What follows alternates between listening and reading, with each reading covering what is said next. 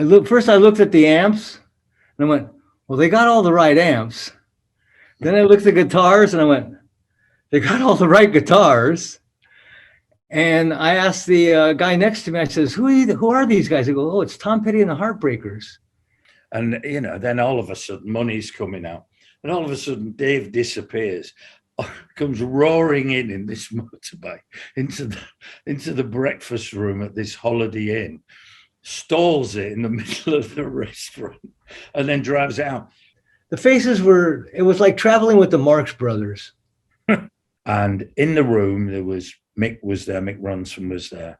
And there was this couple sat on the settee working out if they had enough money to buy a packet of cigarettes. And that was Dave and Angie Bowie. Who's easier to work with, Don Henley or John Fogerty? Oh, God. You don't have to answer that. You don't want to. I don't want to. Take the fifth on that.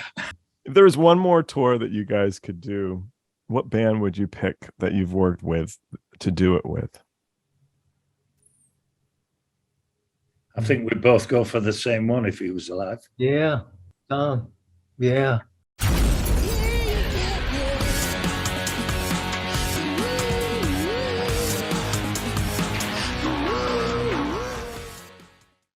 Hey, this is Party Like a Rockstar podcast, and I'm your host, Joel. Today's episode is brought to you by Misha's Kind Foods. They're an LA-based small business making the world's finest non-dairy cheese on the market today. They're lactose-free, paleo, keto, kosher, Parev, and 100% vegan. If you like what you see, check out the next video. If you like this video, please subscribe and like by clicking the little round button on the bottom right. To learn more about me or our other guests on the show, go to joelrohde.com. You can follow us on Twitter, Instagram, or TikTok. The handle is Joel Rohde. If you haven't already read my book, Memoir of a Roadie, it's now available through Amazon and paperback Kindle or as an audiobook. I hope you enjoy the show. There's an old friend of mine who I worked with for many years, Dinky Dawson. Sure. Dinky wrote Life on the Road, many, many years ago. That, when I first started working with him, when it was Peter Green's Fleetwood Mac, back in the day. Sure. I think it was back then when we met, Richard, wasn't it? You were working for the Faces at the time. Back when you were with Pink Floyd. Was it, Gad? Yeah, it was at Crystal Palace in 1971. Oh, God, yes. Where you guys exploded in the pond. We had an octopus. Octopus, that's what it was, I remember. Because when you went on, it just started coming out. I went, oh my God, I'd never seen anything like that. It just grew. Oh my God, I forgot all about that. Yeah. Was it an English octopus? It was a very purple and pink one. What we did at Crystal Palace had, it was an orchestral bowl, just an arch. Well, back in those days with the Floyd, there wasn't PA companies or lighting companies or anything like that. So what happened was when you were doing shows with anybody, at that time it was Harvey Goldsmith was the promoter. And he asked us, to use our PA and everything for shows. But that particular day, we'd sunk in the pond this inflatable octopus. Mm-hmm. And so we put it in there because the audience obviously is round the edge of the pond. So they're quite a way away. Was it to keep the audience out of the pond? Well, in those days, it varied depending on how much acid they'd all taken or whatever, whether they got in there and tried to swim across. But as Richard will tell you, the music business was very, very different then. It changed radically. I think when I first started working with the Floyd, I think is when it all of a sudden, it became a business. Yeah. Mm-hmm. I think, both Richard and me started in the business, and tell me if I'm wrong, Richard. We got involved in the business because we both bought a van, truck, to drive the equipment around. So bands never had enough money or their own vehicle. So both Richard and me, we did a talk at the what is it in LA? What did we do that? What was the thing we did the talk on, Richard? I can't remember. Was it for the Parnelli thing? Yeah, that was it. That was in Las Vegas. Was it in Vegas or was it in LA? Oh yeah, it was one in Vegas. I did Yeah. mine in Vegas, and then we Yeah. came back and did it In LA, yeah. LA, in Anaheim. Yeah. But I think there was 3 or 4 of us on the on the panel. And obviously you get all the, regular people coming in and people who want to get in the music business and all like that. So obviously they asked Richard and me how we got in the business. So we both said, well, we bought a van and we were a commodity, so he used to sell himself to the highest bidder. With Richard, so with Richard, I read you were the guy with the suitcase handcuffed to you while you were in the services. That was it. That was true. Yeah. What were you taking around? Are you allowed to tell us? Around. What it was is I was stationed at a NATO missile base outside of Athens in Greece. And at this ordnance company, we held all the documents for the missile bases around the Mediterranean. And when one of the missile bases wanted a document so they could work on a missile, we would pull that document. They would either come and get it and we'd check it out to them and they'd go back and fly, or we had couriers too. We had people working in our section, but what would happen is sometimes if somebody in, let's say, we had a place in Tripoli at that time, they wanted to borrow a document for 3 or 4 days, we would fly there. 2 of us, there'd be a 2-man control. Guy with the briefcase had the handcuffs and stuff. We'd go to the air base. We'd get a air flight to Tripoli. We'd sign it out to them. If it was only 1 day, we'd probably just stay there. If it was 4 or 5 days, we'd go back. Then we'd send either there was like 12 of us, so we'd send 2 other or whoever go back to get it and then bring it back to Greece. Yeah. All right, I'm going to introduce you guys, but you don't need it. I got to tell you one thing, though. Joel, I got to tell you one thing on that, and that's why Tom said, "Well, I don't know what he was doing with that briefcase." We had a missile base in Turkey. Okay. So I go there and I met the guys at the Air Force Base because we landed at an Air Force Base, a U.S. Air Force Base, and eventually I was able to buy hash from them. So they turned me on to a guy. So when we went back to Greece. And that man's name was Chris Adamson. No. When I went back to Greece, I put it in the briefcase because you couldn't look in there unless you had a need to know. And the only 2 people that had a need to know at that time were me and the guy I was with carrying the stuff. Okay. So we just brought it back to Greece, dropped it off before we got to the missile site, and then go about our business. And then we went down to Square on the weekends and sold it to tourists. That's great. You were always meant to work in music. Let me introduce you guys, but you need no introduction to all of us roadie folk. But anybody who's not listening, who doesn't know you guys, let me tell them who you are. So, Chris Adamson is a production manager. He's worked for John Mayer, Tom Petty, Neil Young, Steely Dan, Lionel Richie, Bette Midler, Diana Ross, Lenny Kravitz, Michael Bolton, Def Leppard, Frank Sinatra, Dead and Company, The Byrds in 1967, ELP in 1968. He worked for Pink Floyd from 1969 through 1984, Fleetwood Mac from 1969 to 2009. Chris is the recipient of the 2019 Parnelli Lifetime Achievement Award. My second guest is his friend, Richard Fernandez, who's a tour manager. He's worked for the Faces, the Eagles, Frank Zappa, Dave Mason, Keith Richards, Ron Wood, yes, Crosby, Stills and Nash, Fleetwood Mac, Neil Young, Bob Dylan, John Fogerty, Jeff Lynne, The Cars, Olivia Newton-John, and Tom Petty and the Heartbreakers for a whopping 38 years. Richard is the recipient of the 2016 Parnelli Lifetime Achievement Award. So today is my buddy Rocko Reedy's birthday. I don't know if you guys know Rocko, but I'm assuming you would. He's one of the best stage managers ever lived. And he had 2 questions for you guys, and if you don't mind. So the first question for Rocko's birthday is, other than a rock star, who's the most interesting person you've ever met? For me? Either of you, or both of you, yeah. Right off, it would probably be a jazz musician called Horace Silver. Jazz musicians don't count as rock stars. Good answer. Yeah. And Donald Fagen introduced me to him. Okay. What did he? Who is? I don't know him. He's passed away. He's probably he passed away about 10 or 15 years ago. If you're into jazz at all, which I have been my whole life, I do a jazz radio show out of Hawaii. Sure. And anybody in jazz knows who Horace Silver is. He wrote a song called "Song for My Father." That's an unbelievable song and stuff. And I introduced him to him. I was introduced to him by Donald Fagen. I'll treat myself. Okay. Chris, got anybody? That isn't a pop star, or because that is not was his question. Yeah, right? Madeleine Albright, who passed away, obviously. But I was doing a show.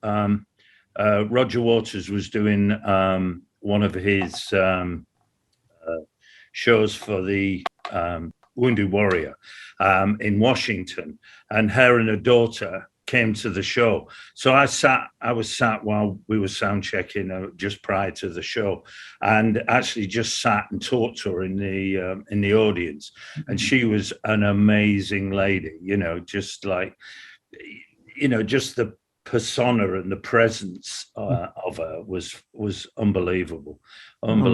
So I would think that's the person for me.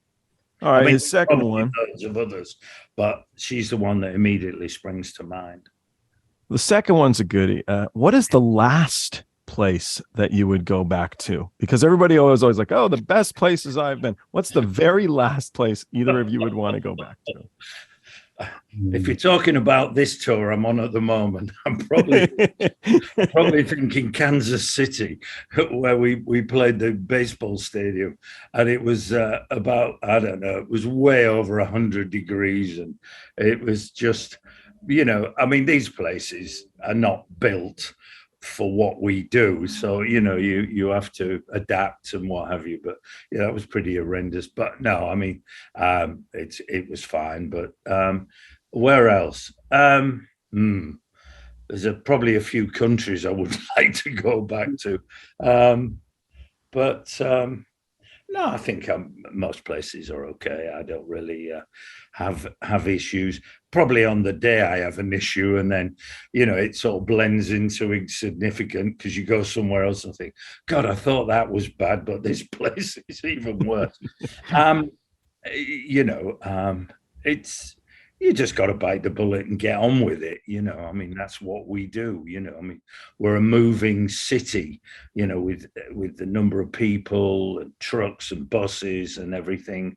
And, you literally carry everything barring the kitchen. Well, in fact, we do carry the kitchen sink. Mm-hmm. So, yeah. You got any fun ones, Richard?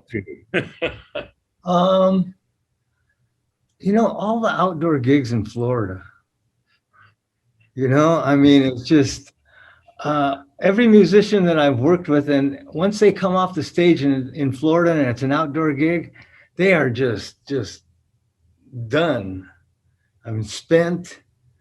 I remember one time we were doing a festival in Florida, and it was in the middle of the summer with the Eagles, and Bernie Leddon came off the stage during the encore. And he went right over to the ice bucket and just put his head in it. But yeah, those outdoor gigs in Florida are killers. Yeah. And they're really boring too. How did the Desperado photo shoot? So why did they decide to put the crew in it? And then who set you guys up with all the cool clothes and everything? It was a fun day, or? Yeah, it was a fun day. It was a really fun day. We smoked a lot of pot. We took peyote. There was tequila involved. All that. It was probably Glyn and Don. You say the music industry has changed, Chris?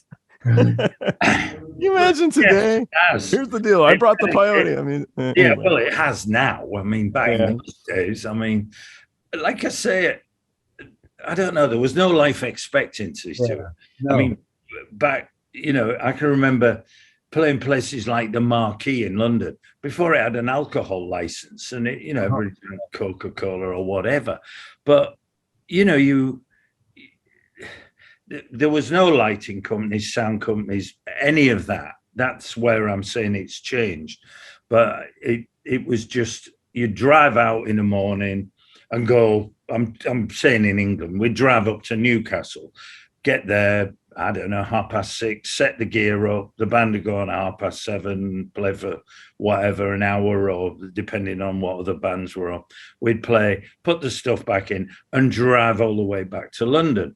And then the next day you might have been playing like 20 miles down the road and you drive all the way back up again. There was no staying in hotels or anything like that because there wasn't the money around. What you're trying to get at is that you needed the drugs to survive. Yeah. Exactly. So back to the shoot. What happened is there was the management was there, John Hartman, we had Glyn Johns, we had the art directors, and they were all involved as well. We had all gone the day before down to Western Costume. Oh, yeah. And just got suited up. And the whole thing was, they weren't sure why they were shooting, but they wanted to have Jackson and JD there as more or less the criminals or the guys that got shot. And, it was just, we were just playing cowboy, just like you did when you were a little kid. Totally. So we made it through with all of the drugs and everything. Was it actually pretty well, everything went pretty smoothly? Yeah, because basically it was Henry Diltz and Gary Burton that were kind of saying, okay, let's try this. You guys ride in and you guys be shooting at them. And then they'd go, okay, let's try this one. And different shots they would try. And then they wanted the one with all the guys dead and us behind them. And that was Glyn Johns, a producer, like I said, who actually got me the Eagles gig. Oh. Yeah, because I was in London with the Faces. And we were recording an album with Glyn at Olympic, and he went away for a while to see some band in Aspen. And then he came back and they finished up the album. And then about 6 months later, I decided to move back to California. And I was over there doing a few gigs, and Glyn called me up and says, hey, get in touch with Elliot Roberts. That band needs a road manager. I told him you're the guy. So I went in there and met with Elliot and David, and they said, okay, yeah. It's so funny because when I got the job, I was doing Faces tours in America. Yeah. And we were going to end on June the 10th. And I says, well, when does your tour start? And they go, June the 5th. And I go, oh, I can't do it. I won't be able to do it. Elliot and David both looked at me and says, don't worry, we'll get him through the first 5 days. You just catch up. Okay. You know Elliot really well. So I know you joined the Pink Floyd camp after Syd Barrett, but did you ever meet Syd Barrett, Chris, or did you see him play? Or? Syd was had left, but hadn't left. He used to periodic. Dave was obviously in the band, but Syd would appear, from time to time, and then he obviously went his own way. But yeah, so when you say appear, like he'd show up at a gig here and there. I'm trying to remember now, crikey. I'm going to say yes, but I couldn't swear to it. I know he turned up at the studio once when we were doing something. But I mean, in those days, we used to do albums all over the place. I mean, he showed up at Wish You Were Here. Am I right? I think I was right. Yeah. He showed up at Wish You Were Here, I think, isn't it? Oh, God. That's the unfortunate thing of getting older. The things blend in and you get. Well, the story goes, was that they didn't recognize him. That's right. I wonder who he was. Yeah, that was it. And it was quite strange. Obviously, as he left and everything, he was in a different place to the rest of the band, and then Dave came in and that. But we did albums all over the place. I mean, we did Obscure by Clouds out in France at the Chateau, and we were there for months doing that. And we used to, you get bored, don't you? Because you're just out in the wilderness. So the guys would bet on all sorts of things. So that one day, I used to eat raw potato, or I still eat raw potato. And I think it was Roger or something turned around and went, I bet you couldn't eat a stone of raw potato, which is 14 pounds. And I went, I bet I could. In how long of a time period? Just eat it. Well, sit and eat. Put it all in one sitting. 14 pounds of potatoes. Yeah, heavy, let me tell you. Oof. Anyway, we did that, and it was a guy called Mick Kluczynski that was working for us, and he said, "Well, I bet I can eat." I can't even remember now. Fried eggs. It was a bit like you ate the 14 pounds of potato. I think I got pretty close. Yeah. Wow. And it was all, everybody was betting on things like that. It used to happen quite regularly. I remember another time we were out. You must have been plugged up for weeks. No, I eat all raw I eat all vegetables raw, sprouts, whatever it may be. Maybe that's my longevity. Maybe eating all this stuff. So the secret to success. Secret to be still on the road. We did a thing. We were playing a place outside of Phoenix called Big Sur, which was the first. Big Sur's in California. Is it in California? Yeah, it's right by the ocean. It's a beautiful place. No, not Big Sur. Big Surf, this was. Oh, sorry. It was a place. Yeah. You know which one I'm talking about. It was the first place that they made a manual wave machine. So it had like a big wall at one end, and it was basically like flushing a toilet. It pushed the water down, hit a wall, and create waves. So we were doing a show out there, and we were all staying in a Holiday Inn. So you know how long this is ago, because I mean, you probably. This is with Floyd, or who's this with? Pardon? Who's this with?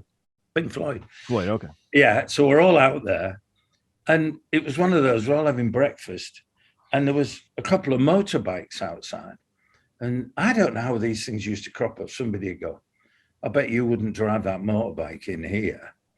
And, then all of a sudden money's coming out, and all of a sudden Dave disappears, comes roaring in this motorbike into the breakfast room at this Holiday Inn, stalls it in the middle of the restaurant, and then drives out.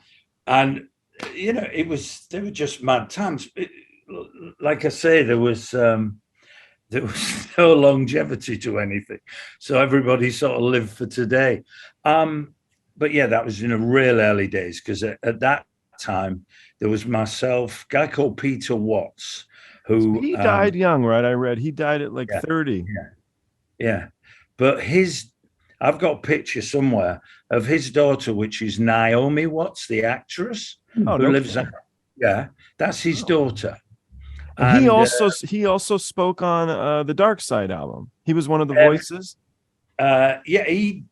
Yes, I remember a very little bit. But his girlfriend at that time was a girl called Puddy. And when you hear somebody saying he was cruising for a bruising, is her. So, but Peter passed away pretty young. Yeah, sad. Yeah, absolutely. Oh, I mean, there was some real characters.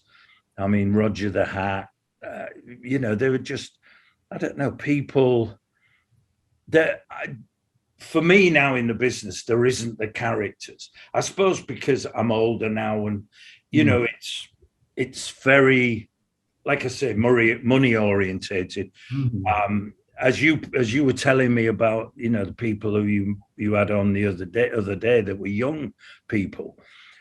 The younger people that are coming in. David Sparrow, Richard. Yeah, they don't. I don't know. They have no communication skills. They're great at texting, sending emails and that. Yeah, it wasn't David Sparrow. Do you know David Sparrow? It was a joke.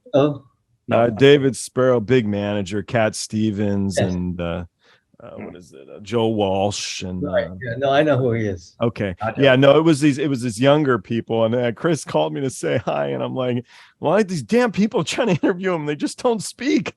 I'm like, I don't know what to do, Chris. And he's like, well, I think what made me laugh was when you said about Van Halen, and they'd never heard of them. Oh, it was Joni Mitchell. Remember, they had never heard of Joni Mitchell and Van Halen. Yeah, I was like, oh God, I don't even know where. But that's what I find now is nobody talks. They all it was sit. tough. This all the time. And I don't know. I was always I like to talk to people on a phone. So speaking of that, this is actually interesting. All right. So because of you speaking on the Dark Side album, you would be one of the most heard voices in history. Yeah, I'm swearing. You would be. So what it says here, Dark Side of the Moon is listed in the Guinness Book of World Records for being on the charts longer than any other album in history. I read they recorded the crew and even Paul McCartney, but they didn't use Paul McCartney, obviously. So I think what you say, and correct me if I'm wrong, is I've been mad for fucking years, absolutely years. I've been over the edge for Yonks. Working with bands so long, I mean, crikey. If that is what you say exactly, it is funny. It's actually, I've been mad for fucking years, over the edge for Yonks, working with too many bands. And it's the truest statement I've ever made. I mean, at the time, you know, Roger just gave us these questions to answer. And one was, do you think you're mad? The other was, when was the last time you had a fight? What do you think Dark Side of the Moon is? And, you know, there was a load of other questions. So the people out of McCartney was in the next studio with Wings. And the two Scottish people on it was the drummer and his wife out of Wings, where they're going, I don't know, I was really drunk at the time, and they'd had a domestic, and that's what we had the doorman from Abbey Road. There was like I say, this guy called Roger the Hat, who used to work for a band called Love Affair in England, and you know, he was just actually where I used to have a flat. He had one below me, so you know we see quite a lot of him, and so he just happened to come to the studio that day, and Roger goes, have you in the studio? But it was great. But I mean, at the time, you don't think about it, you just do it and everything like that. To think where it is now, and I've had a few times where I've had weird sort of situations. This was years and years ago when it first sort of came out. I was doing some laundry somewhere in America, and I was in a laundry. That was the only time he did laundry in America, by the way, Richard. No, right. It was the first and last time. So I'm in the machine like that. And somebody said, and I went, absolutely. And this girl turned around and she went, gosh, she said, you just sound like the guy on Pink Floyd's album, Dark Side of the Moon. And I looked at her and I thought, how do you tell somebody that is me? Because they're never going to believe it in a million years, you know. But yeah, I've had a few sort of situations like that. And funny enough, when Richard and me last worked with Steely Dan, or when I was working with Richard, we went over to England for 2 weeks, and where we were rehearsing in Glasgow, there was this band rehearsing in the next studio, and I'm thinking, God, and they were playing all Pink Floyd songs, so I was just like laughing to myself. And then obviously somebody told them who I was. So when you ever put my name in and Pink Floyd, there's an actual picture of this cover band from Glasgow, and they were super nice people, so they wanted a picture with me and everything. But what's your favorite Floyd albums, or favorite album, each of you guys? What would your favorite Floyd album be? Oh, flip it, Nick. There's I mean, single wise, Comfortably Numb, I think it's unbelievable song.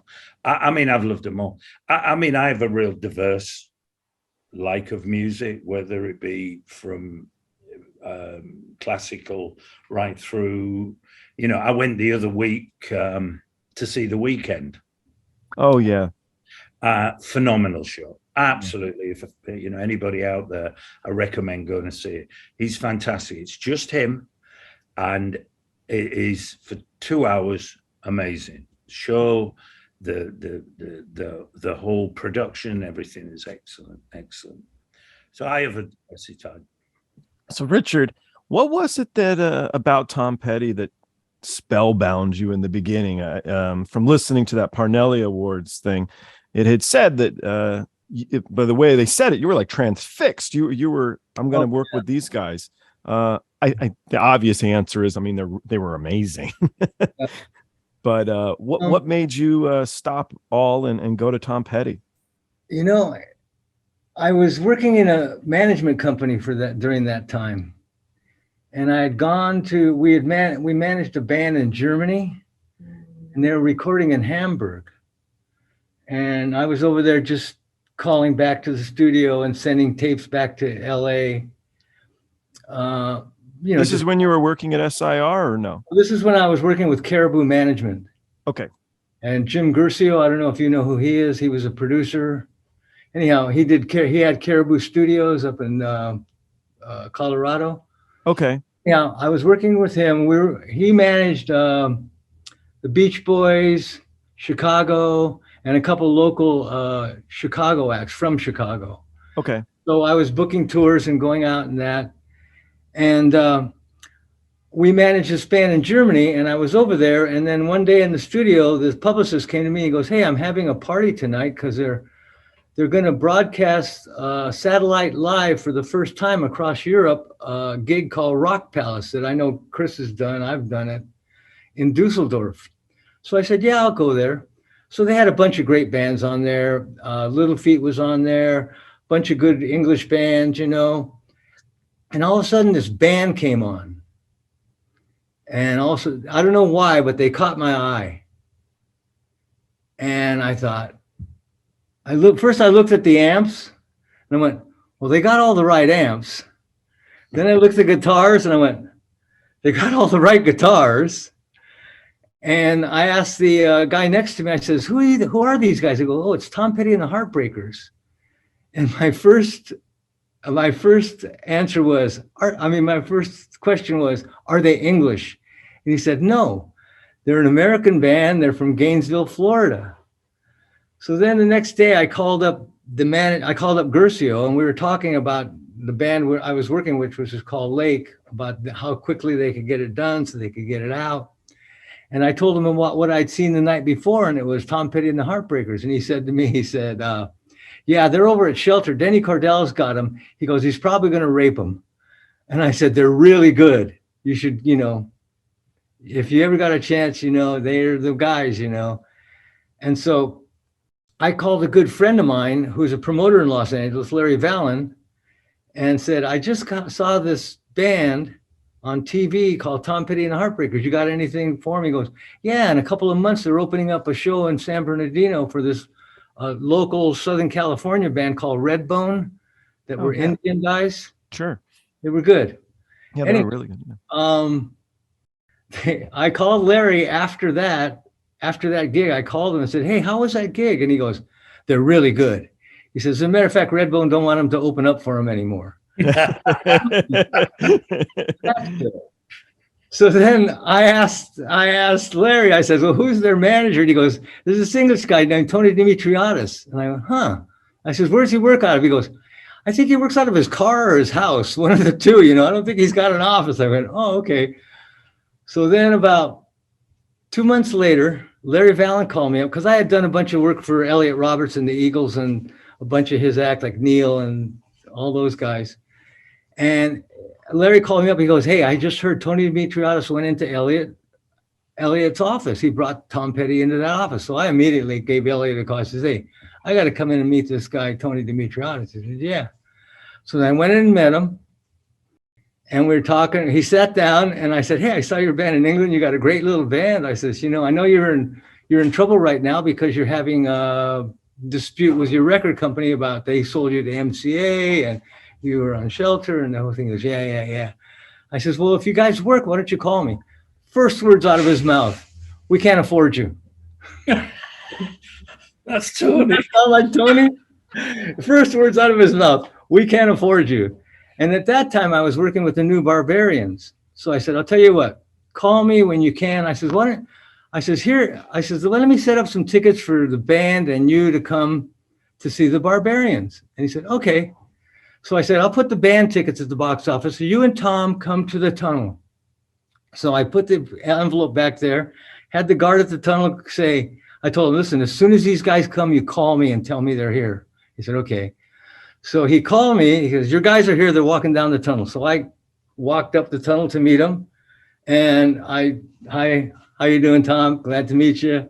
Hi, Tony. Everything good? So we walked them back down the tunnel, down around with the corridors where the dressing room was, right into the dressing room. And Keith and Woody were there. And I told Keith and Woody, hey, I'm bringing Tom Petty. I'm like, oh, yeah, he's got a great album, you know. So I brought him in. I'm walking around. I said, hey, Tom Petty, meet Keith Richards, meet Ron Wood. And, you know, Tony was next to me. I said, you know what? Me and you don't belong here, man. These guys can get along without us, you know. So we walked out and we're walking down the corridor and he goes, you really want this gig, don't you? And I said, yep, I do. Then he called me back and he offered me next to nothing. And I just, you know, I told him in a while, and this is what got me. Me and Tony are still friends to this day. As a matter of fact, I had lunch with him yesterday. Oh, great. And I said to him, I says, okay, you throw $50 on there. You don't ever tell anybody what you paid me, and I'm sure you'll pay me what I'm worth when you guys get big enough. He goes, really? And I said, yeah. And we did a handshake, and that was the only time we did it. That's great. Yeah. And I remember one time when there was no accountants then. So I was doing the box office and everything. So when it was time to get raises, I would go, Tony, I need this now. You guys are making this much. Finally, I went, you know, you got to step up. You got to step it up to this much. And he said, well, I got to talk to Tom. I said, okay. So he calls me back like 3 minutes later. I said, you talked to Tom? He goes, yeah. And he said, what did he say? He goes, give Richard anything he wants. Oh, nice. So I knew that I was going to be there for a while. Did you introduce him to Jeff Lynne too, or no? No. That George Harrison introduced him to that. And Chris, you may have been there. It was a gig we did in Birmingham, I think, where we had trouble with the dressing rooms and shit.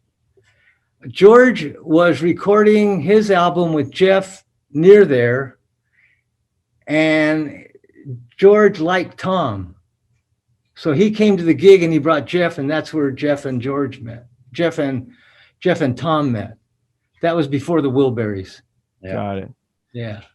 Yeah, neat connection stuff. You know, it's great to think where you can introduce guy A to guy B, and it could change so much. Well, you know, it's funny because brought me in with Tom. So yeah, I mean, I spent 22 years there, so I was very. You know, I don't know if you remember this, but when Craig Fruin, you were working with Lenny Kravitz.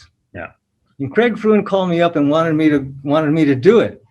And one of the things to entice me, he goes, I got Chris Adamson on here. And I went, well, then I'll be there. That's how he enticed me out of working with Lenny. And I forgot to put him on my list. What's your guys' favorite Petty album? Oh, God. That is difficult. I like Long After Dark. I like Wildflowers, too. So I'm Wildflowers, and it's so later. I feel lame to say it, but it's an album you can listen to again and again and again and again and again, yes, and just keep loving it. You just don't even know you're on the fourth spin. Yeah, no, it's a good one. I mean, for me, my memory with Tom will always be the last show we did at the Hollywood Bowl. Oh, yeah. My favorite Tom Petty song is Breakdown, and he very rarely played it. So I said at the last show, I said, Tom, come on, just for me tonight, play it. No. And what he used to do was he'd ask Richard for a set list of the last time we played that particular venue, and then he'd change songs because, you know, he was very meticulous about what we played and like that. So it was the last show, and then halfway through the show, he said, okay, we're going to do something different now. He said, I don't normally do this, but he said, one of my guys, you know, has asked me. And that was it. Yeah, it's killer. Yeah. You know, it's funny because Chris used to leave us occasionally to go do another gig. You know, once we'd get set up, he'd go somewhere to do another gig. And what the crew would do is they would get a set list, not a set list that we did, a set list, after the gig, and they'd put a breakdown on it. And they take a photo of it and say, "Chris, see what you missed?" every time I go, "Oh shit!" And he wouldn't know for like days or weeks after that. They did it, all the time. But no, it was amazing to me because he played it that night. My wife was right in the middle block. She filmed it and recorded it, and it was magical. Yeah. And then I think I've probably got the last picture of Tom and the band when they came off for an encore, because they came off and they were fooling about off on stage right. And I took a picture of them all like playing around. And I always remember, Tom came off stage and I shook his hand and I said, "Pleasure as always, Tom." And he went, "Great," and everything like that. And I said, "Don't you get any fucking ideas about retiring?" He said, "Nah." He said, "I'm going to go off and spend a few weeks with my granddaughter." And I went, "Good." And he said, "Don't worry, we're out next year doing Wallflowers." And I went, "Okay, great. I just want you to hear, because I didn't want you getting a message saying that you were going to retire." And that was the last time I spoke to him. Yeah. Another thing that happened in those last Hollywood Bowl gigs, Jeff Lynne and Joe Walsh came down to one of the shows, and Mike Campbell had been playing. He didn't take this guitar. He bought this guitar for over $200,000. Wow! And he didn't take it on the road, but that's what Chris makes like a week. I wish. So he took it on the road. He used it in the studio. He writes songs with it, but he brought it to the Hollywood Bowl.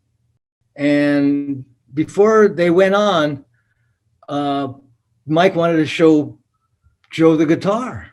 "Hey, look at this." And Joe's going, "Oh, this is very nice. It's a great guitar and everything." And so he went and played the gig. And after the gig, during the encore, they're all goofing around, getting ready to go back on. And Joe and Jeff come over. And Joe goes over to Mike, puts his arm around him. He goes, "Kid, the guitar's a monster." And I'll never forget that. And Mike just beamed from ear to ear. All right.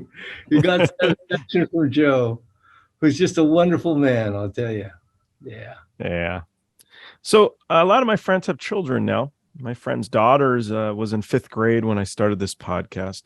And so she said, with great conviction, I might add, I should ask every guest when you first felt famous. So I ask each of you, when did you first feel famous? If you don't think you're famous or you don't want to go through the fame route, that's totally okay. I don't care if you feel you're famous or not. But when was there then a moment in your career that was a pivotal change? It was a kernel in time for you. What would each of you choose as your moment? Oh, crikey. Oh, man. That's it. One, I don't think I'm famous. Well, there's two different ways. You possibly think I'm famous because of what I've done. I don't. I'm very proud of what I've done, but I love what I do, and Rich is the same. And as long as I've got my health and somebody wants me, I'm not going to chase work. I just like working with nice people and what have you. But as long as I still did the Def Leppard Motley Crue tour. Yeah, I mean, Def Leppard, amazing. Yeah, it's actually Rick. So today is the anniversary of Rick Allen's first show back after his accident. But they are. You see, the thing is with Leppard is when I got to join them, first show I did with them, crikey, 6 years ago. So, and I came in halfway through a tour, and we my first show was a baseball stadium in Atlanta, and I got brought in, and Joe was on the bus. So I walk on the bus, get introduced to him. I went, "How you doing, mate?" And he went, "Where the fuck are you from?" I said, "Oh," and he went, Mick Ronson country. I said, yeah, that's who I started in the business with. And then we sat for about 3 hours and gasped, because Hull is right next to Sheffield, where Joe's from. So we talk the same language, if you know what I mean. You just connect. And, you know, just got on from there like a house on fire. And yeah, they're great people. They're very understanding. They get it. You know, when anything production wise, I'll say to them, right, we need to sit down, have a meeting. And Joe go, how about now? I'll go, great. So there'll be all the band there, Mike Kobayashi, who manages. We all sit down, throw out whatever questions. I mean, this specifically was because we did a residency in Vegas. So there was quite a lot of work to be put together to put that into a theatre. You know, we put like a stadium show into a theatre.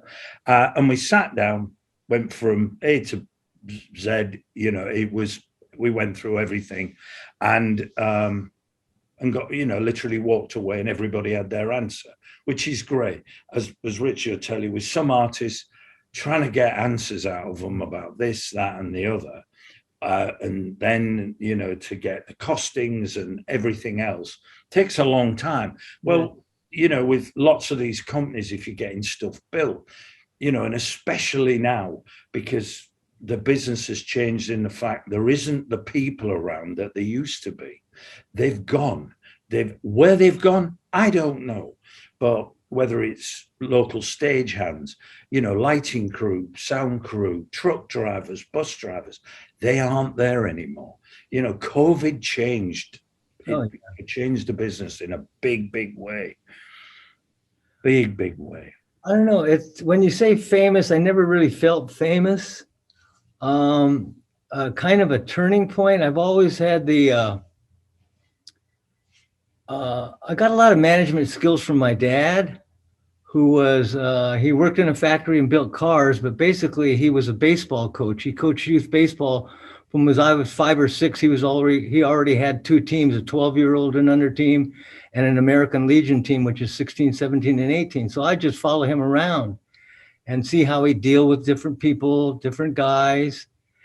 And the one thing that I learned from him, and the realization came when I moved to London and started working with Glyn Johns. And the tip that I've always gone by and still go by, if you want to get respect from and it's not so much fame, it's respect. And in order to get respect, you have to give it first. And I think when I started working with Glyn in the studio, he kind of saw that I was respecting what I was, you know, the people that I was respecting, you know, dealing. I had respect for them and him as well. And I remember after I'd been in London for about a little over a year, I was moving back to the States, and I was seriously thinking about going into a studio and working in a studio, because I knew Glyn had ties with A&M, with Moss and Alpert and those guys, because I know he was tight with those guys, and I figured, you know, he might be able to help me out. And one night before I was leaving, I said to him, we got pretty close because, you know, you're the first guy there with him and you're the last guy to leave with him. And I said to him, I said, you know, I'm going to go back to the States and I'm thinking I'm going to go in the studio. I was wondering if you could give me a hand. He goes, why would you want to do that? And I said, well, you know, I think, he goes, these guys, he goes, and he had such a disdain for some people, especially musicians at the time. He goes, for some reason, these knuckleheads listen to you. He goes, you're good at what you do. You should keep doing this. And I went, okay. So then that's kind of when I realized, you know, maybe I got a future in this thing. Maybe I can do it. Yeah. And lo and behold, here we are 51 years later. That's great. You know, 52. Yeah, I think mine was a similar, I suppose at some point I got the same sort of transition. You suddenly realize that I could make a career out of it. You know, like I say, when we all started, it was more your entertainment. I enjoyed what I was doing, but it was sort of entertainment. You know, you'd have a drink, whatever. Yeah. Just just did that. But then all of a sudden it became a business, and it came a business very quickly overnight. And I think then I realized I've said to many people, if you screw your loaf, you can make a good career out of this and make a living. Because I can always remember people saying to me, well, when are you going to get a real job? Oh, yeah. Yeah. When are you going to get a real job? And up to obviously COVID happening, I thought, nothing could stop the sort of entertainment business, whether it be music and everything that goes on shows and everything like that. And when COVID came along, it was really funny because Marty Harm rang me and he goes, Chris, he said, have you ever experienced anything like this? And I said, no, not since the war. And, I was cracking a joke with him. And he went, I can't believe it. He said, it's not like you've lost a job and you can go and find another one. I mean, it just stopped overnight. Yeah. Completely. And once I'd come to terms with that, the fact that there was no point in stressing about the business or whatever, because it wasn't there. There was nothing there. I couldn't ring up and go, hey, can I get a job? Because everything had shut down. I'd just finished in England. I was doing a Peter Green tribute for Mick Fleetwood. We did filmed and everything there. And my wife turned around to me and she said, maybe this is your swan song, because the actual show, everybody on it I'd worked for, from Dave Gilmour, Townsend. There was John Mayall, Mick, Christine. I mean, it was, everybody, nearly enough in the music business. And I thought, well, maybe that is it. Maybe that's the thing. But, you just, I just sat there and it was quite a calming sort of time, because I didn't worry, because I thought there's no point in worrying. There's nothing me worrying about. It's going to change anything at the moment. Yeah. I mean, I've got to say, I'm very happy everything's come back, and it's, it went from 0 to 60 in 10 minutes, overnight, woof, everybody's touring, everybody's working, and thank goodness. And everybody's, excited to go to shows again. And that, to me, that's one of my buzzes is, with this tour I'm on at the moment, with Leppard and Motley and everything, we're playing to 40,000 people a night. And that buzz is when we've got a video screen that goes up at the beginning of the show, and the audience just, and that brings me out in goose pimples, because I just think, I've with Robert Long, who's looks after Motley, we've put all this together, and it's incredibly satisfying. And that the hunger for that is still there. That's after cool. 50 odd years I've been doing this, and because I mean, what years did you do Fleetwood Mac, Richard? I did the European tour it was right after a Tom tour. It must have been because Marty couldn't do it. Yeah. And he called later me up to go do it. Yeah. What was it like when Stevie and Lindsay joined the band? Do you remember that, Chris? No, because I'd done, when it was Peter Green's Fleetwood Mac, then he became Fleetwood Mac. Then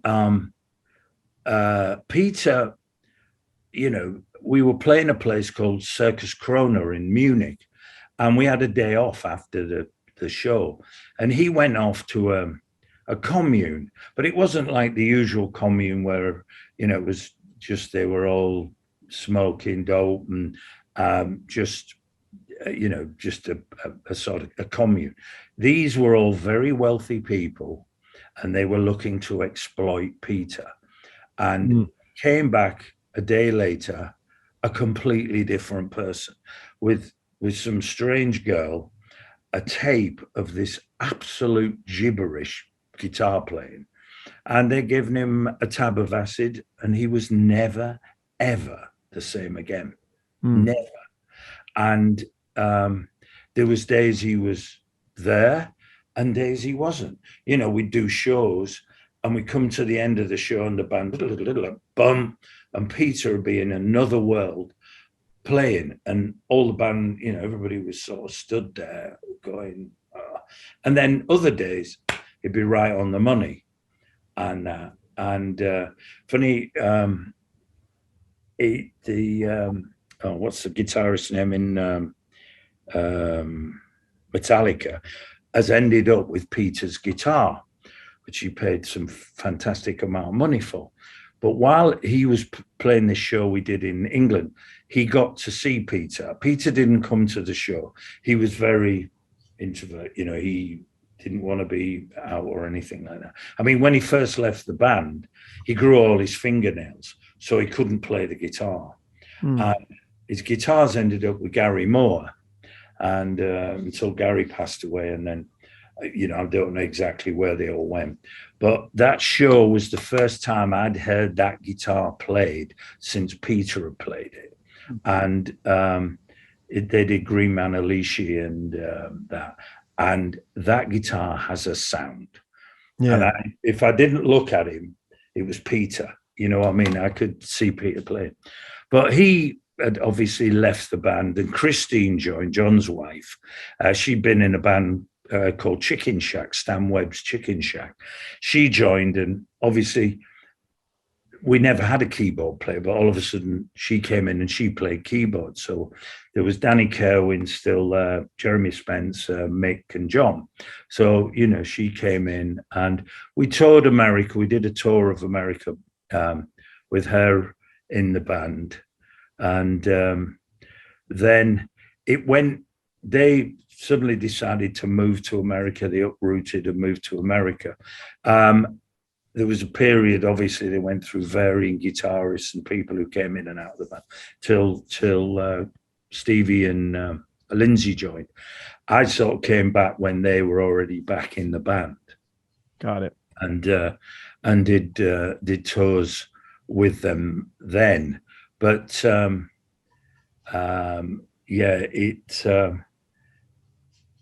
there's been some changes in there, but it was just nice to go back in there again. And the show, the Palladium that Mick put together, it was all, you know, it was all original Fleetwood Mac stuff, and it was just nice. Dave Gilmour played Albatross on pedal steel, which was phenomenal. I mean, it's a PBS special, I think, that it's out, but there's also they also shot a documentary on it, you know, all the sort of behind the scenes things.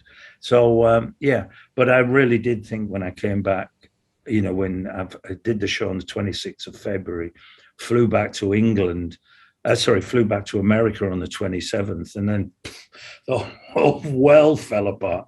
And I thought, hey, maybe this, you know, is the end. But I really didn't think, you know, to go back to the original point about, you know, getting a real job. That was probably the first time I actually thought about what I could do.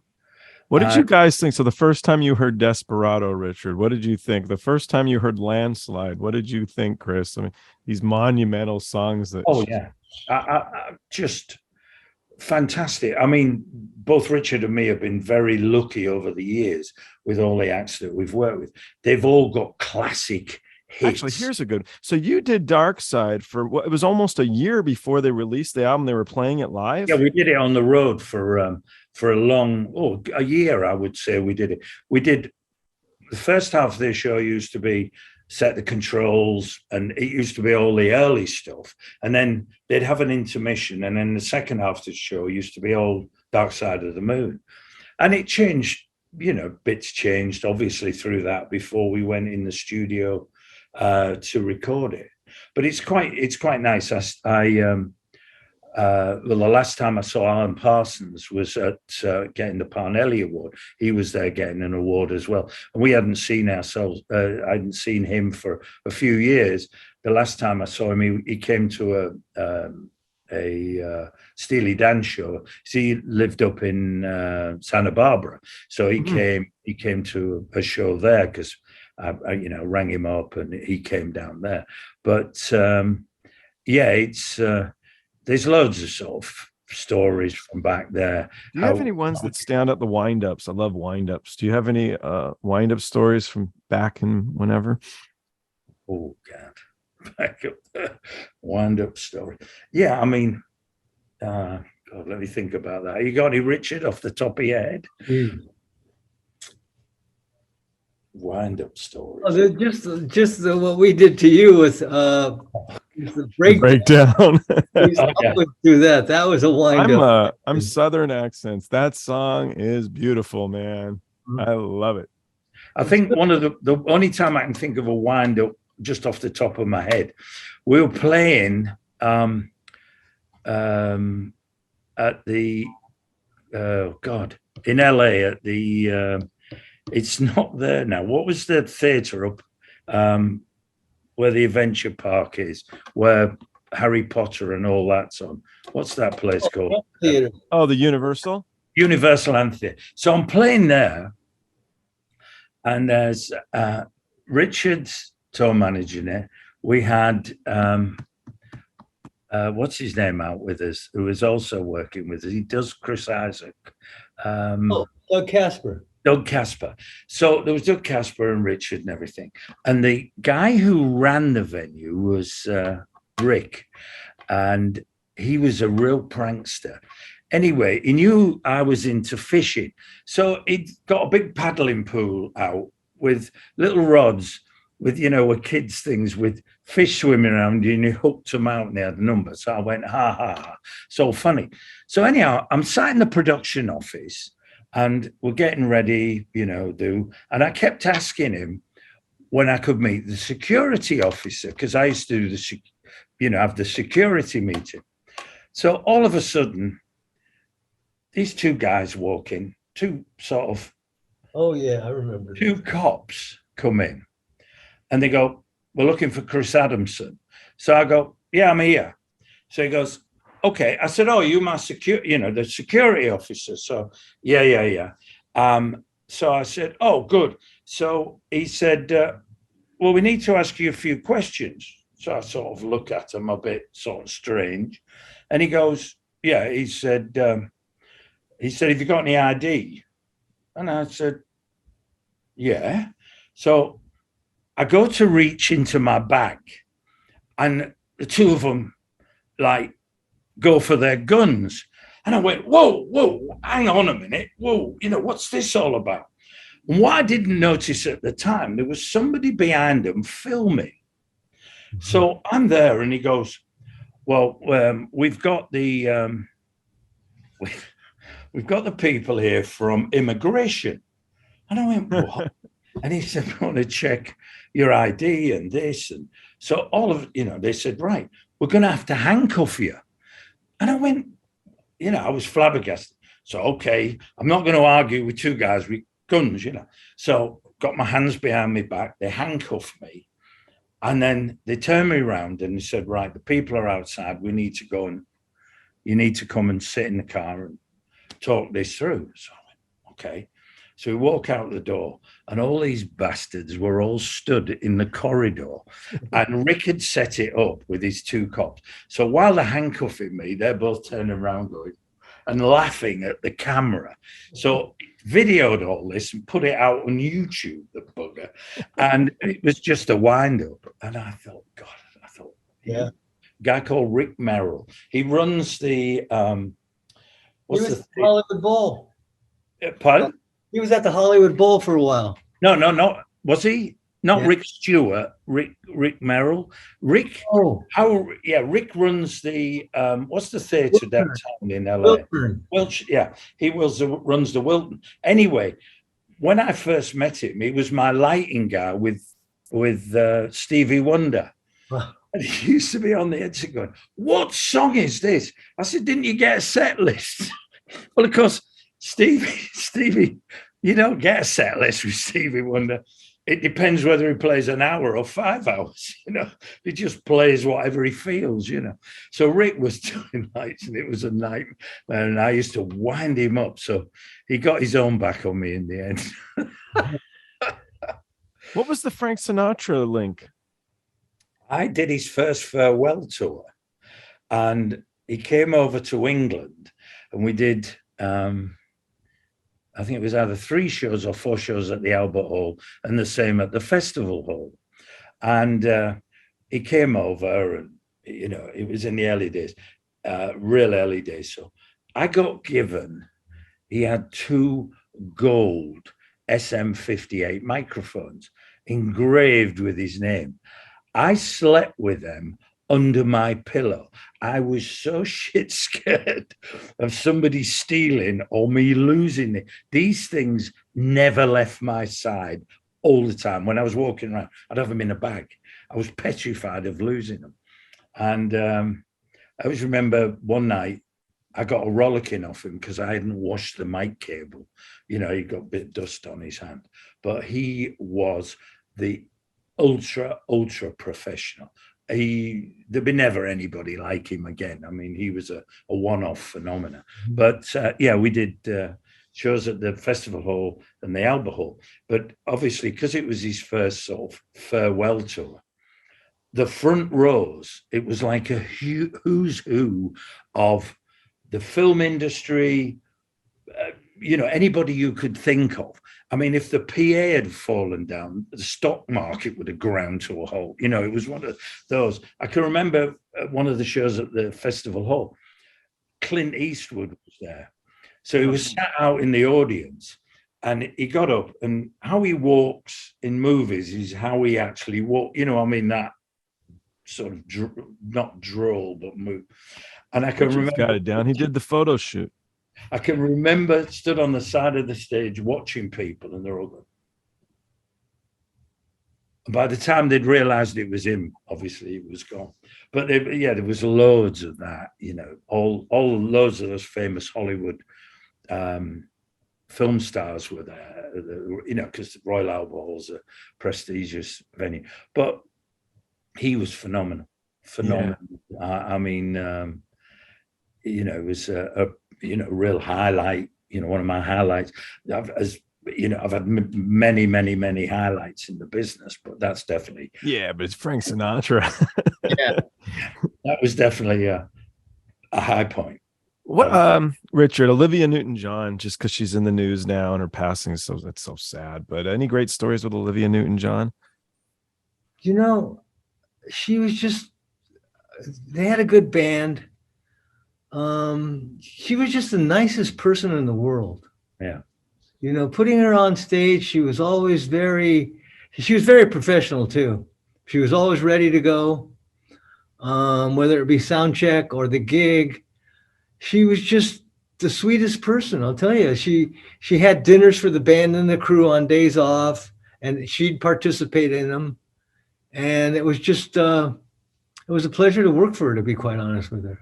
Yeah. Different from the music I usually worked with, but she was a great person. I'll tell you, I had no particular. Oh, let me think. She had a lot of She had some security that was pretty uptight, but other than that, what about Bob Dylan? Bob Dylan, wow, what a guy! I really enjoyed working with Bob. It was. Let's see. There was one time when we were playing, it was Halloween, and we were playing a gig in Chicago at the Erie Crown Theater. And it was the G.E. Smith Band at the time. And that was a time when Bob, we had toured Europe and we were back in the States, and the only thing he wore all the time was boots, a pair of jeans, a gray sweatshirt, a baseball hat, and with his hood up, a hoodie with it like that, and sunglasses. That was all he wore on stage, coming to the gig. That was his gig. So GE comes over to me and goes, "Hey, let's all get the band. Let's all get the whole crew in sweatshirts, baseball hats, and shades. And I said, I don't know if that's a good idea. Okay, because Bob was always the last one there. So we went out and got everybody. I didn't do it because I had to go meet him at the door. So I went and got him, and we come in and we walk to the stage, and all of a sudden he kind of looks around. He doesn't say a word. He just goes up on stage, and the band's dressed like this too. Everybody. Guy that hands him a guitar, the monitor mixer, the front of house guys, they've all got this on. So, he does the sound check in about 30, 40 minutes.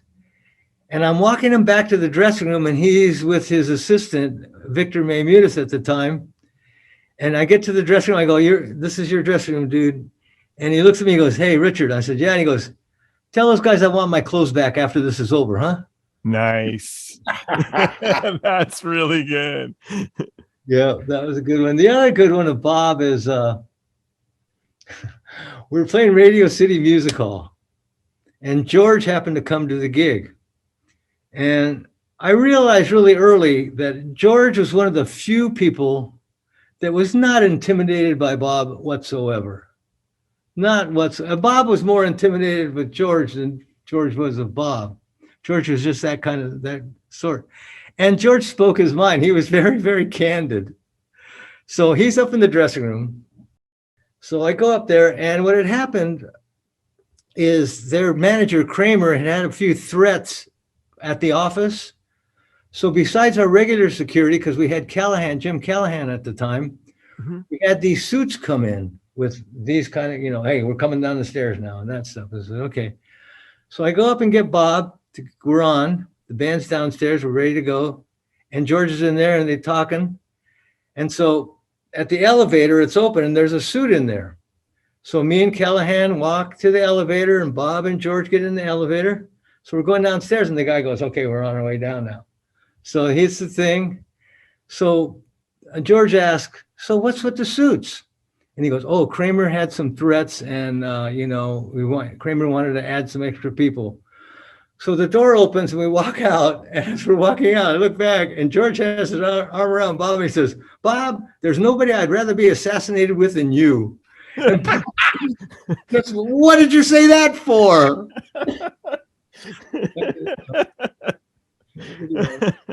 That's great. George is the other guy. The other thing of George, he was such a kick in the ass, George. He was quiet, but he had his way. We were doing this 30 or 40 year Bob was with Columbia Records. We're doing a big extravaganza at the Garden with all these people coming and singing his songs, And oh God, I forgot what I was going to say now. You're at the Garden. We're at the Garden. George. Oh yeah, and George, right. So George played as well. So George comes, and he's got this box, and he slams it on my desk, and he goes, here, pass these out. I said, okay. So I go, and they're t-shirts. And on the t-shirt, it goes, Bob's $1 Million Bash. So I said, I got to ask Bob about this. So he goes, I understand. So then he puts one on and just walks into Bob's dressing room. And Bob goes, what are you wearing that for? He could do that. Only he could do that. That's good stuff, though. It's pretty funny. Did you have any good Pink Floyd wind-up stuff? Oh, crikey. Or the Birds, even. Ooh. I'm gonna get the contemporary thoughts. Well, on your mind. There's a weird story, not so much a wind-up, but Clarence always had a premonition of being killed by alcohol was going to kill him, and we used to, poo-poo it, shall we say? No. And he actually got killed by. He was coming out of the studio, putting his guitar in the boot of the car, and a drunk woman ran into him and killed him. No, with them, they were great. We used to just play places. Dinky Dawson and me used to do them back in the day. Just up and down the West Coast. I mean, Roger turned up. Roger came to one of, where did Roger come? Did he come to a Tom show or a Steely Dan show, Richard? He came to Tom shows.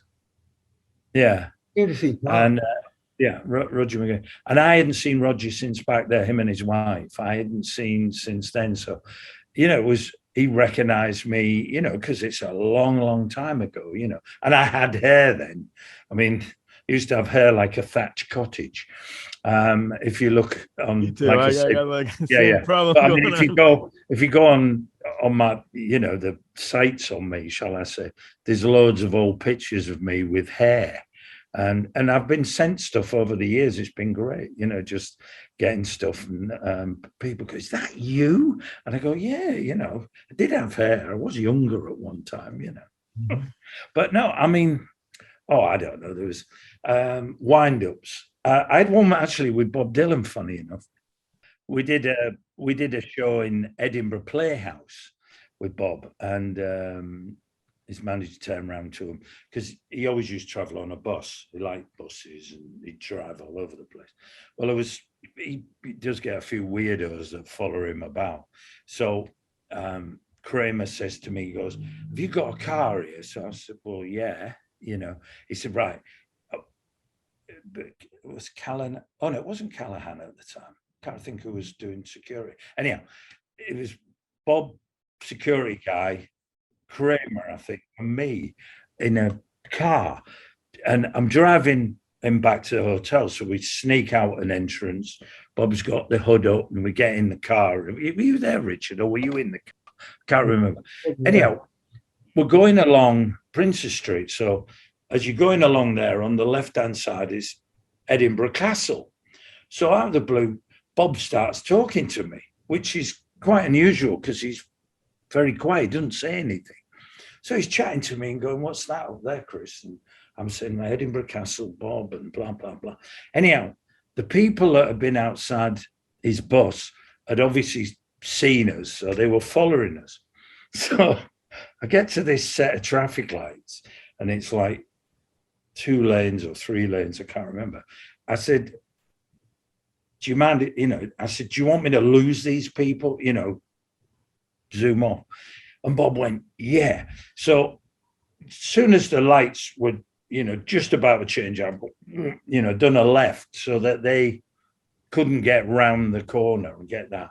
And Bob was really excited about this. And I get to the hotel. He went, "Oh, that was brilliant," and everything like that. So the next night we're in Glasgow, and Kramer comes up and he goes, "Bob wants you to drive for him. He wants you to drive him to Ireland in a car."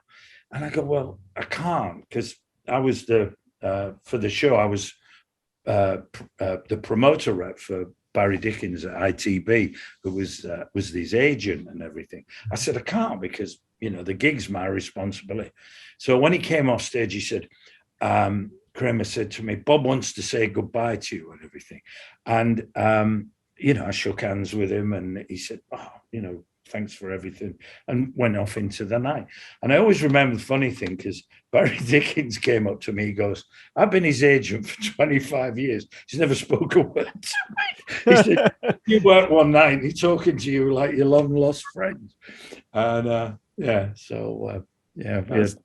Were you around during the writing of The Wall? How did the Michael Kamen stuff? How did they hire him, or do you know the intricacies? He'd been around doing bits and pieces for a while on projects and stuff, because the album After Dark Side of the Moon was going to be an album of household effects, so there was going to be no musical equipment. I spent hours with Rick Wright going around supermarkets, shops with glasses, and if you fill a glass with water, and if it's the sound, and we use that. And for bass, we do that on that Pompeii thing, didn't they? Don't they sit on the Pompeii documentary DVD that Pink Floyd did? Don't they sit there playing with the glasses?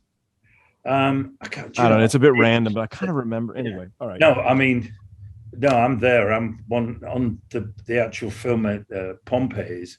I'm the guy with the hair laying over the mixer. Oh, neat. So anyway, we spent ages trying to do all these different sounds. So there was a stiff brush on a floor.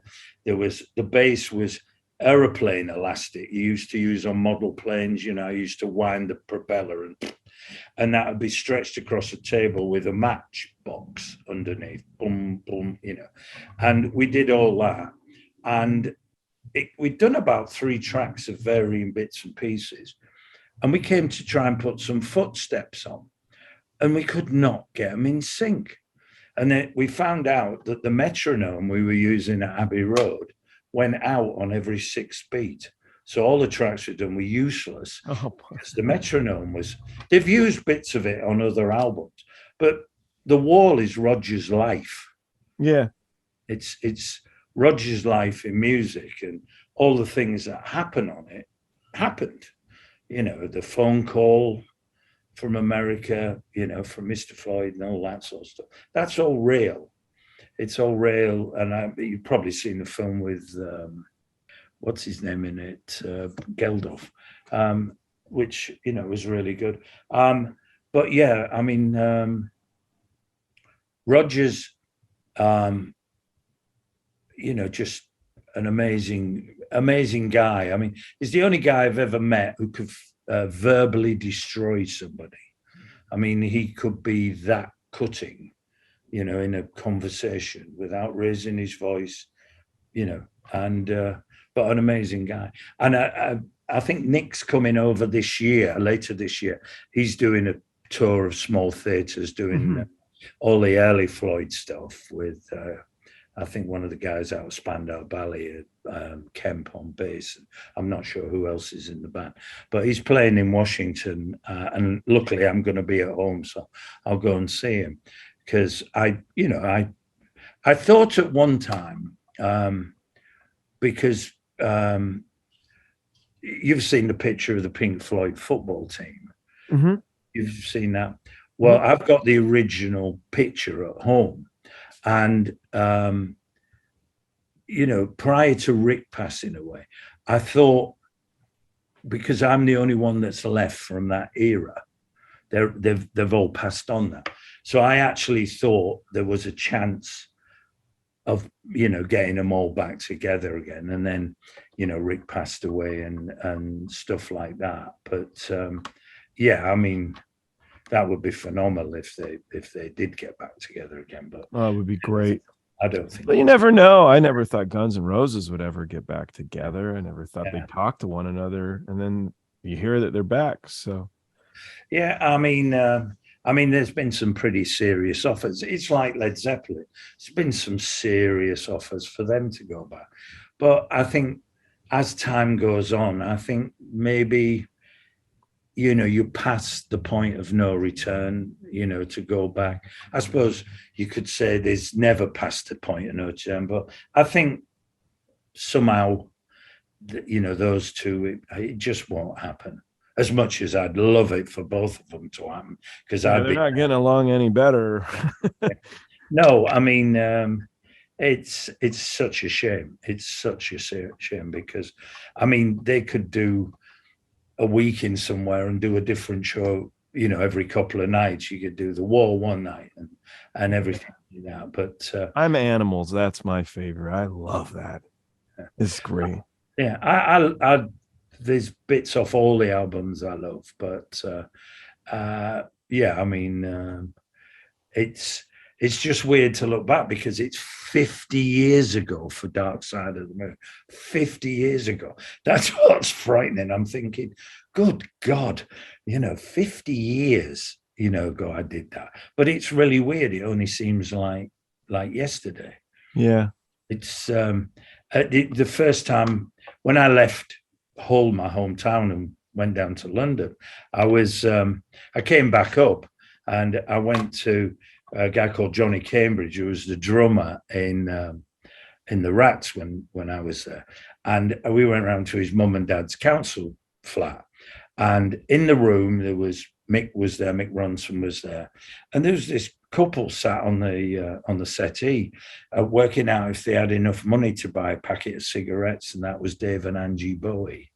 I can remember that like it was yesterday, and I mean that's 55 years ago, whatever it was, and it was really funny because he was sort of putting. It was all starting to equate the Spiders. It was in real early stages and everything. But I can always remember him talking to Johnny Cambridge, the drummer. And by profession, him and his dad were plasterers. So, you know, when you put sheetrock up, we call it plasterboard, what they call skim it, you know, to make it all nice and smooth. Well, they were on piecework, so the more they did, the more money they got. And they used to do these huge housing estates and make fortune. And he went, I don't know whether I really want to be in a band. He did end up playing tracks and stuff with them, but Woody Woodmansey came in and in the end. But yeah, it was pretty weird, you know. But little things like that just stick in your mind. And it's like it happened yesterday. I was seeing both sat there going, how much, you know, it was great. When was the last time you saw Rod Stewart, Richard?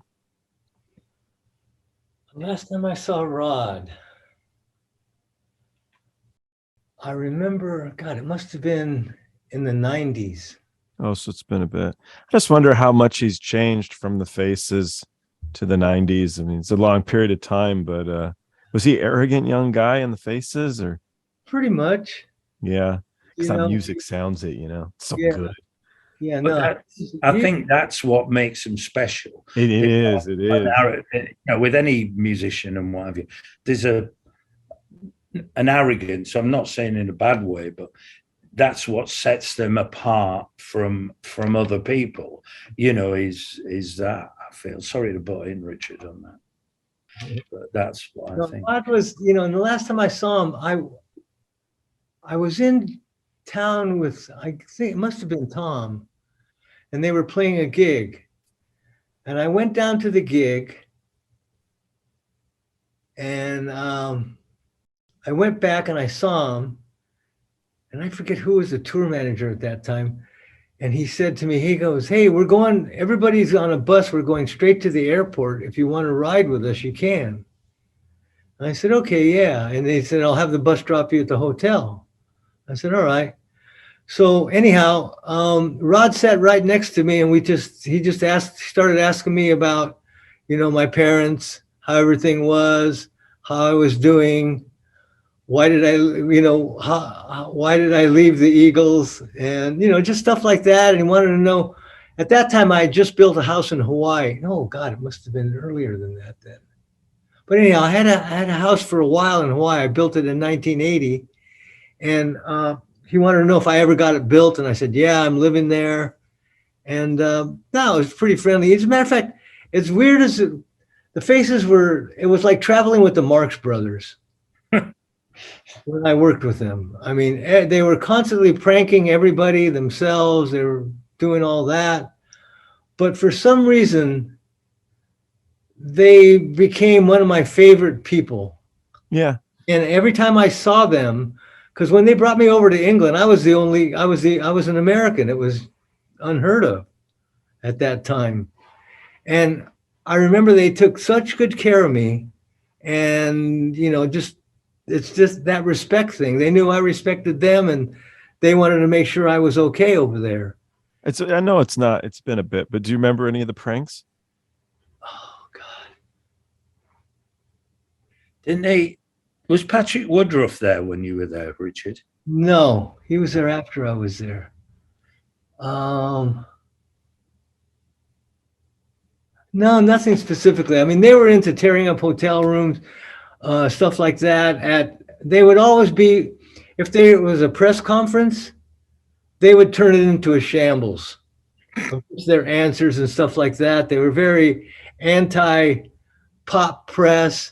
I remember one time, the last time they did Top of the Pops, Mac, the keyboard player, was on the drums. Kenny Jones was playing the organ. I think Ronnie Lane, they just all played different instruments, even though, it was taped. It wasn't a live show. So they did that.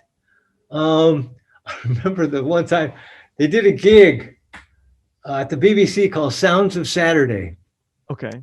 And at that time, you could drink in the bar at the BBC, but you weren't allowed to bring any alcohol into the studios. Okay. So the night before, they asked me to get everything that they needed to drink and put it in the gear, and we'd sneak it into the studio, into the dressing room. So we did that. I got it in the dressing room. And at first, when they first went on stage, they went on stage, they were properly dressed and everything. And we had everything poured into cups. By the end of the set, Ronnie Lane's walking around stage with a bottle of wine, his shirt half undone. There, you could tell they were all blasted, and they're just like, okay, yeah, now we're going to do this. And they were the best drunk band I ever worked for. Let me tell you. When they played the first time we played the Fillmore East, I remember that, and they were into drinking this cheap ass wine too, which always surprised the hell out of me.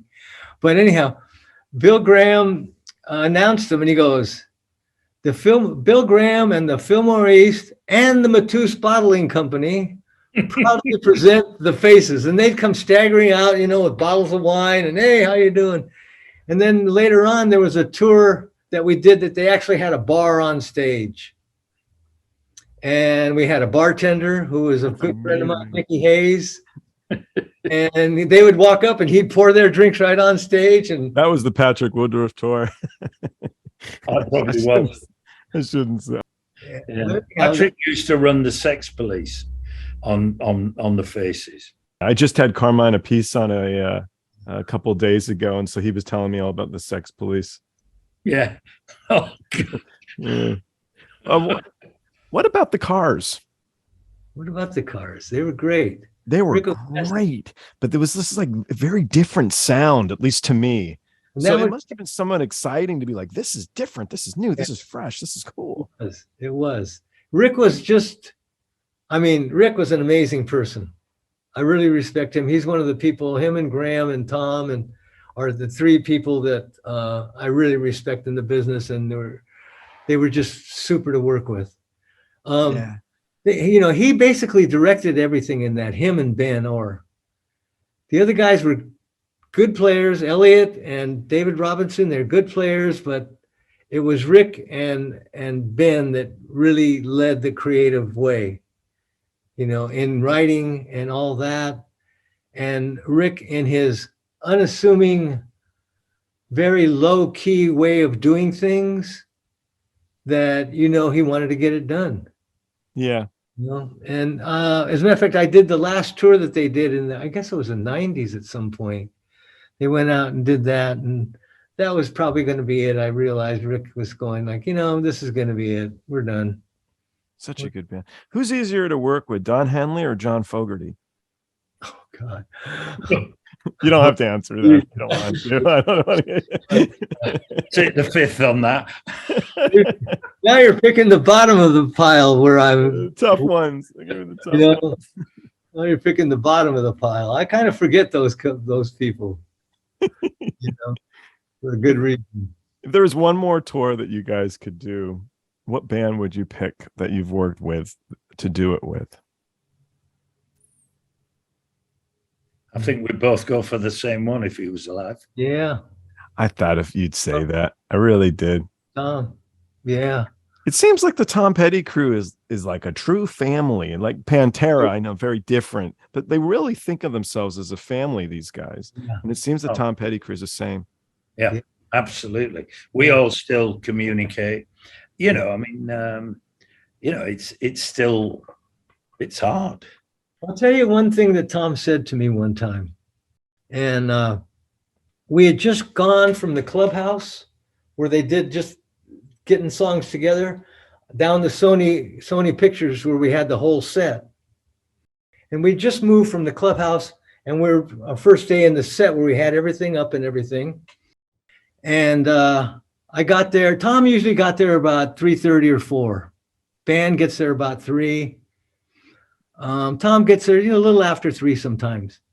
I get a call from my friend, Mark Carpenter, who was my assistant. He drove Tom around town and brought him to rehearsal and took him to the dentist and stuff like that.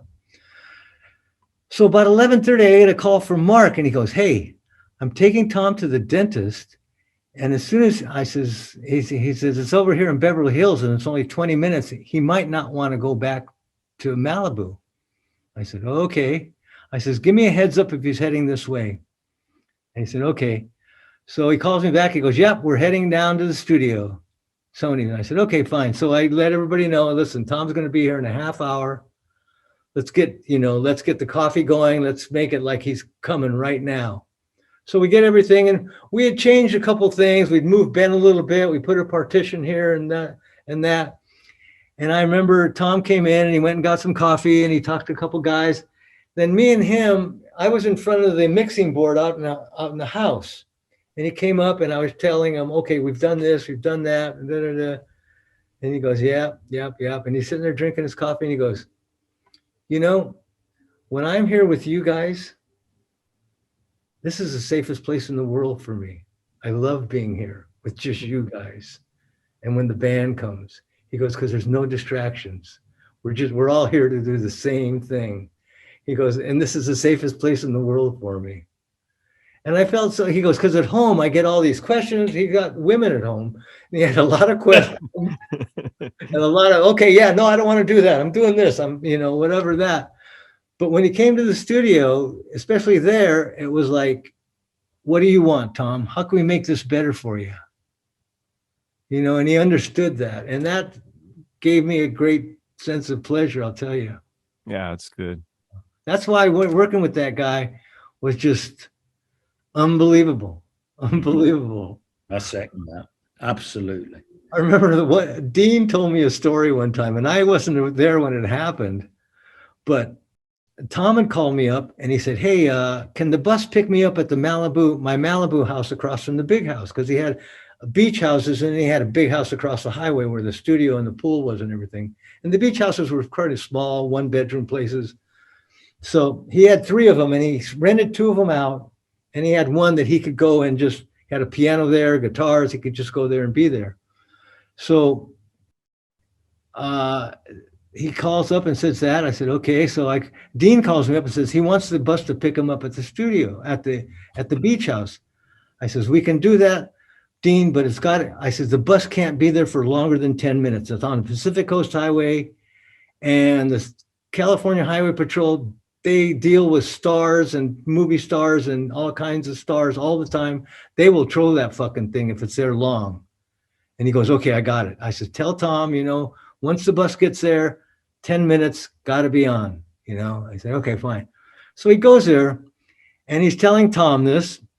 And Dana walks up, his wife, and says, "Well, I got my friend Marcia coming over. She might be a little late." And Tom looked at Dana and says, "Dana, do not fuck with Richard's world." And that was about it. And I got that from Dean, and I went, he said that? He goes, "Yeah." I said, "God bless Tom," because he had his eye on the ball. He knew what we were doing. He knew that we were making it as easy for him as we could, whether it be at the gig where Chris was or whether it be getting to the gig in the hotel. One of the other things that he was really interested in is when he wasn't at the gig, he wanted to be resting somewhere. He wanted to be in a nice hotel, watching cowboy movies, sitting on his bed and playing guitar. Yeah. That was his day off. He didn't want to go to a gig, didn't want to go to a movie. He'd go shopping for guitars. Yeah. And he did that in Chicago a lot. But basically, he just wanted as much rest as he could because he wanted to make sure when he got up there, he was ready. Yeah. He was giving his best. And like Chris knows, me and Chris put him on the stage many times with a little worried because his knee was gone. And as soon as he'd get on the stage, he was like, "Okay, yeah, it doesn't hurt now." But I knew as soon as he got off the stage, it was like, "Oh, fuck." Yeah. Replaced me, but he was super. He was super. Yeah. That's great stuff. Well, I definitely appreciate you guys' time. If you have any other stories, share them, please. But if not, thank you. And it's difficult to give you more stories. I mean, you think of stuff afterwards. I know Kevin, my lighting crew chief for Richard, he did Tom as well. Because I've got all my lighting crew out, a good proportion of them that are out with me with Leppard, were all guys who did Petty with us. Kevin Cassidy? Yeah. Kevin Cassidy's out with me. He's my lighting crew chief. And I did Bon Jovi in where are we, in April, and he was like stage managed it for me. He's very versatile in different areas and a super guy. And I've also got Tel Agata, who's was rigger with Tom for years and years. He's my advanced guy, because he's just spent 2 days rigging us in the Alamo Dome here in San Antonio. So he rang while we've been on, so I'll have to give him a call. He's up in Arlington now rigging. I've got an advanced crew going ahead and rigging and doing. So I mean, there's a lot of the people that were right there, and Richard's done the same with Steve Dan. Dean's out there. Security guy Dean. I got my tour accountant Joshua. For stage manager Larry Yeager. Yeah, which were all part of the family. Yeah. And so I mean, we all stay very much in touch. If it's just a quick phone call, hey, how you doing? Richard will ring me and say, hey, are you well? And just to make sure everybody's okay. So it's nice. Lots of times I'll walk into a building, and I'm sure you get this too. You walk into the building, hey, Chris and Adamson and Cassidy were just here. Hey, this guy was just here. One of your guys, they all know us collectively, and they know that we've broken apart and we're in different places now. And like the either the promoter rep or the union rep goes, hey, a couple of your guys were just here. That's right. That's cool. Yeah. Did you ever see the Beatles play before they got huge or anything like that? Oh, I never saw them before they got huge, no, but I did see them. And funny enough, Tom and Richard and everybody, we did George's show at the Royal Albert Hall. Was it when his son played Gently? Yes. For George. Yeah. George. Yeah, me and Mick double did all the production, and Tom came and played. I mean, that was who's who of the entertainment business. Oh yeah, amazing. We did that at Albert Hall. Here's what. So I had Amit Zappa on, and we had a really great time. Do you have any good Frank Zappa stories? Frank was probably one of the most intelligent people I ever worked with, and I worked with a lot of smart dudes. The one thing, we were in Europe, and Frank was doing a lot of smaller gigs. He gigged all over the place. And we were in France, and we were heading to Germany. And that's the time when, I don't know if you remember, if you're old enough, do you remember the Baader Meinhof gang? They were a left-wing terrorist organization out of Germany. No, didn't know. Now, it's kind of like, you ever heard of the Weathermen in America? They were a left-wing, radical wing in the 60s. No, I'm thinking of a Raymond Pettibone album. I think I'm very on the gang. They've threatened to blow up all the Lufthansa flights. Oh, geez. So Frank comes to me and says, "Do we have any?" We're heading to Germany. He goes, "Do we have any Lufthansa flights?" I says, "Yeah, we got a lot of them." And he says, "Put us on a train." So I said, "Okay, fine." So we rearranged it to put on a train. Sometimes we had to leave at 7 or 8 o'clock in the morning. We'd get to the train station, and you have to get there early, and we're waiting on the train, and it's kind of indoor-outdoor thing. And Frank would sit down. He had like this briefcase that looked like what models carry their photos in. He opened, and I was standing behind him at the time, and it blew my mind. He opened up a piece of sheet music, and just started writing. Oh. And he'd finished like 6 or 8 bars, and he'd go like, "Oh, no. And then he'd go on. And I was thinking, my God, this guy's creating right fucking here. And that was, something that really impressed me a lot. And I mean, his rehearsals are very straightforward. The band was there ready. He got up there and started playing. And if you made him, he wrote every note and every drum thing and everything. Everybody had charts. And he'd stop, he'd go, okay, on that bridge, you hit the hi-hat. You're not supposed to hit the hi-hat there, buddy. I go, okay. So, and they'd go, do you know the song? And he'd go, yeah, I'm sorry. And if they did it twice, he would look over at me and go, that's $50 or $25. Oh. And he'd go, learn the song. We'll do it tomorrow. Boom. But he never collected anything. He never, and that's what blew my mind. I had all the sheets with these guys, and I just said, "Do you want me to do it?" He goes, "I don't care what you do with them." It was just cool. The fact of a demerit, and he was unbelievable.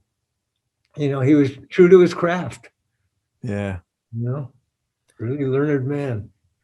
Well, thank you very much, guys. I appreciate everything. I look forward to talking to you both soon. All right, you take care, Joe. I hope the tours go good. You're done with Steely Dan, or now? We're done for the year, I think. We'll see. Cool. Well, the next one soon. All right, take care.